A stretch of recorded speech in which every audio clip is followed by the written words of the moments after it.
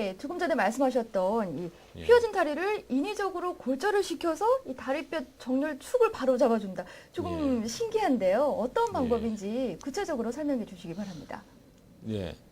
근위경골 절골술 또는 휜다리 교정술이라고 하는데요.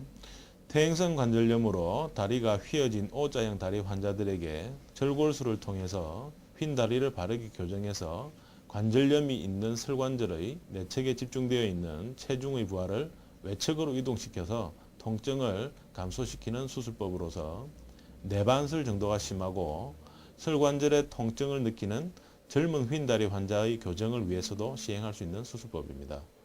사진을 보시면 다리가 O자로 되어 있으며 체중이 안쪽으로 떨어져 통증이 있을 뿐 아니라 관절염이 심해집니다.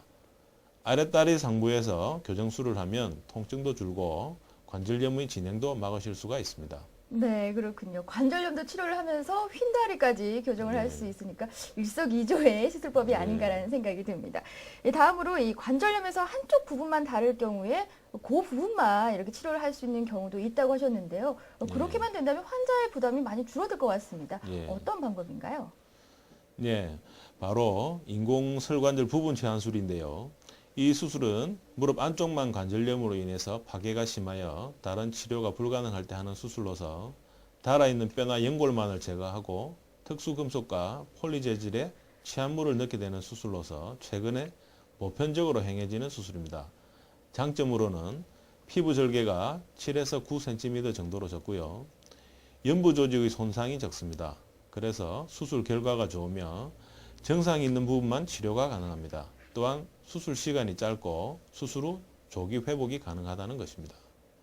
지금 보시는 사진은 인공설관절 부분 체한술 전후 사진인데요. 내측 연골이 심하게 파괴되고 뼈가 노출되어 내측만 설관절 부분 체한술을 하였습니다. 네, 굉장히 장점이 많은 수술이 아닌가라는 생각이 듭니다. 그렇다면 반면에 이 전체적으로 관절염이 발생을 했을 때는 어떻게 수술을 하게 됩니까? 예, 전체적으로 관절염이 발생했을 때는 손상된 연골과 뼈, 인대 모두를 제거하고 인공설관절 전체환술을 해야 되겠습니다. 그런데 원장님, 인공관절은 자기 것이 아니다 보니까 조금 불편하지는 않을까, 유연성이 떨어지진 않을까, 이런 걱정이 되는 것도 사실이거든요. 어떻습니까?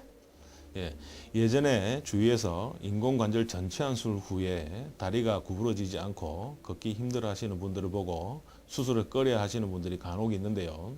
요즘은 수술기구 및 수술 기술의 발달로 인해서 관절 운동도 좋고 보행도 원활하며 통증 개선에도 좋은 결과를 볼 수가 있습니다. 네, 그렇군요. 그런데 혹시라도 만약에 인공관절 수술을 한 부위가 재발을 해서 다시 수술을 해야 한다면은 어떻게 해야 할까요? 예, 인공관절의 수명은 대략 15년 가량입니다. 따라서 오래 사용해서 닳아 있거나 염증이 생긴다거나 인공관절 주위에 골절 등이 있을 때는 재치환술을 하게 됩니다.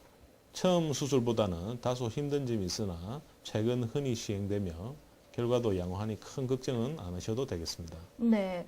다른 수술도 마찬가지겠지만 2차 수술이 힘든 건 사실이잖아요. 그래도 결과가 양호하다고 하니까 안심하셔도 좋을 것 같습니다. 그러면은 이렇게 재발하지 않게 하기 위해서 그만큼 관리도 중요할 텐데요. 수술 후에 어떤 주의 사항이 있는지 짚어봐 주시기 바랍니다. 예, 인공관절 전체환술을 받은 환자분들은 적어도 1년에 한 번 정도 수술받은 의료진과의 면담 및 엑스선 촬영을 실시하여 예방과 관리를 실시해야 합니다. 그리고 인공관절 재치환술을 해야 할 경우에도 골 파괴의 정도를 최소화한 상태에서 수술해야 하는 것이 중요합니다. 또한 인공관절 수술을 받은 다음 관리 요령으로서는 병원에서 가르쳐준 보행 요령과 구부리고 펴는 운동을 꾸준히 하는 것이 중요합니다. 인공관절 수술 후에 모든 종류의 일이나 운동은 가능하지만 극심한 중노동이나 격렬한 운동은 삼가해야 합니다.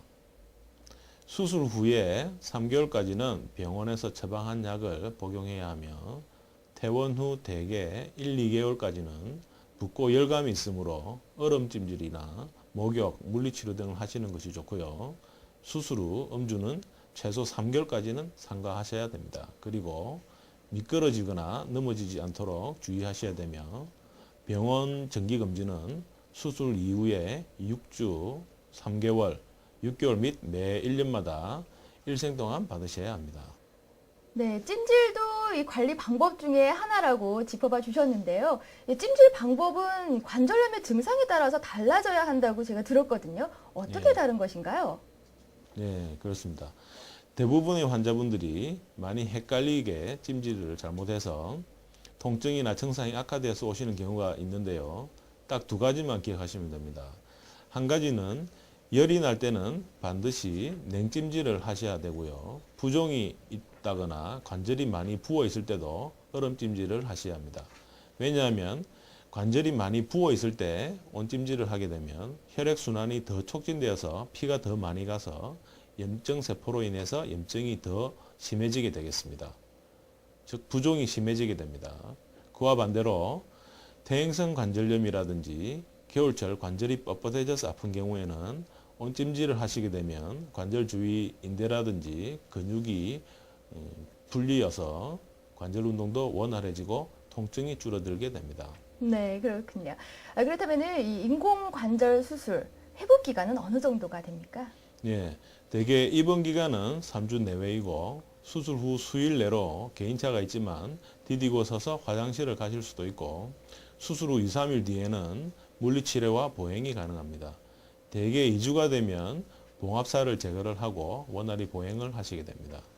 네, 수술 후에 일상생활에 지장이 있지 않을까 걱정하셨던 분들 안심하셔도 좋을 것 같습니다. 오늘 이 시간 본병원 손상동 원장님과 함께 관절염에 대해서 알아보고 있습니다. 원장님 계속해서 이 환자분들이 일상생활에서 할 수 있는 생활요법이 있다면 알려주시기 바랍니다. 네, 관절염 환자분들은 정상인에 비해 관절이 약해져 있기 때문에 잘 관리를 해주시는 것이 중요한데요. 어려운 걸 부탁드리면 하기 힘들기 때문에 정말 쉽게 지킬 수 있는 방법을 알려드리겠습니다. 먼저 평상시나 외출하고 들어왔을 시에 따뜻한 물로 관절을 풀어주시는 것이 좋고요. 한꺼번에 많이 꺾거나 하여 관절에 부담을 주시면 안 됩니다.